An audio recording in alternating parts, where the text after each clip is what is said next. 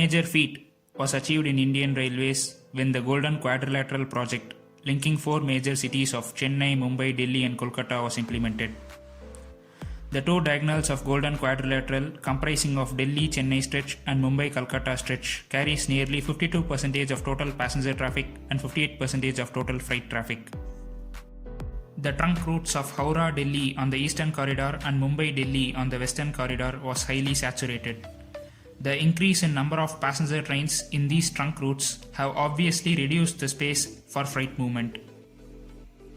The increasing priority given to premier passenger trains increased the travel time for freight trains, as it was made to wait for long hours till all the passenger train pass.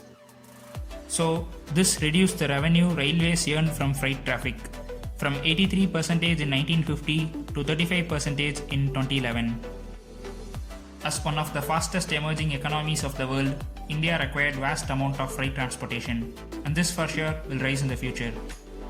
This issue was so pressing that the Minister of Railways made a historic announcement in the Parliament during the Railway Budget session of 2005-06. A dedicated freight corridor in Western and Eastern corridors was announced. The Prime Ministers of India and Japan signed a cooperation agreement.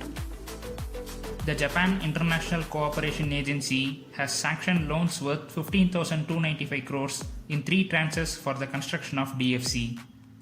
So what is DFC, or Dedicated Freight Corridor? When we have a single set of tracks for both freight as well as passenger trains, the priority is given to passenger trains. So the freight trains are made to wait for long hours. Moreover, the average speed of freight trains in India is as low as 45 to 50 km per hour.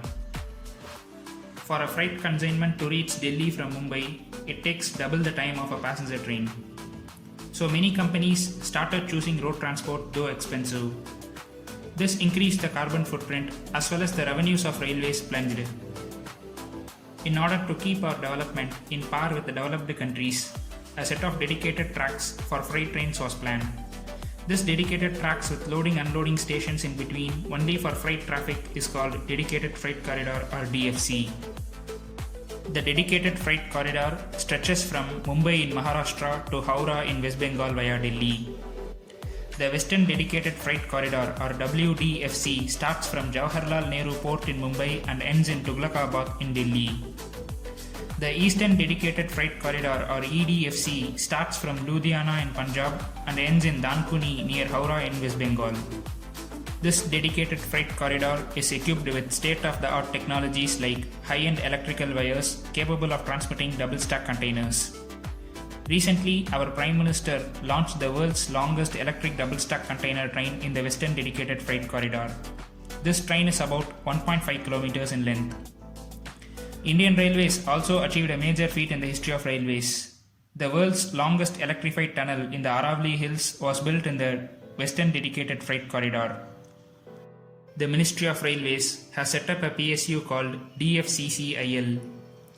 The Dedicated Freight Corridor Corporation of India Limited is a public sector undertaking corporation run by Government of India's Ministry of Railways to undertake planning, development, mobilization of financial resources and construction maintenance of dedicated freight corridor.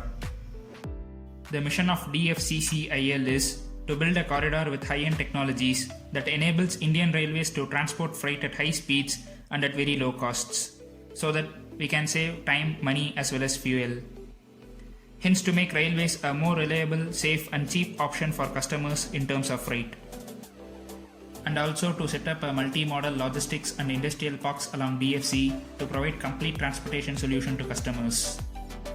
Now, only a section of DFC is operational. Once the entire stretch comes into operation, it would be a game changer, not only for railways but also for the Indian economy. Let's wait for the revolution to occur in the world of freight transportation in India.